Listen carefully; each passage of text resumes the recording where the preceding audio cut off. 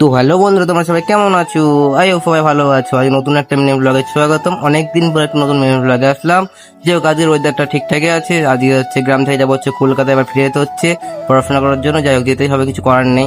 সেখানে ঝটপট করে পাপার বাইকে উঠে যেতে লাগলাম আমাদের কাছে স্টেশন পলাশিতে গিয়ে তোমাদের সঙ্গে দেখা হচ্ছে বাকি। প্রায় 100 কিলোমিটার পথ অতিক্রম করার পর ফাইনালি পলাশি স্টেশনে চলে এসেছি। দেখতে পাচ্ছ পলাশি স্টেশনে এখন এসে মাত্র দাঁড়িয়ে আছি। এখন কিছুক্ষণ ট্রেন লেট ছিল, সেজন্য মানে হাঁটা চলা করছি।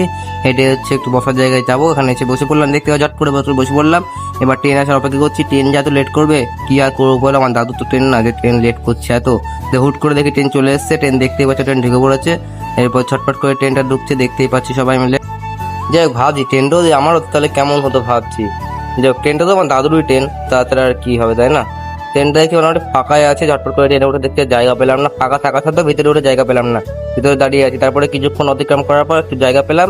জায়গায় বসে ঘুমাতে চলে গেলাম স্টেশন, কলকাতা স্টেশন। দেখতে পাচ্ছ গাড়ি ট্রেন ছেড়ে দিয়েছে। তারপর অনেক প্রতিদিন ফাইনালি কলকাতা স্টেশনে নামলাম। তাহলে আজ মনে হয় টাটা, বাই বাই।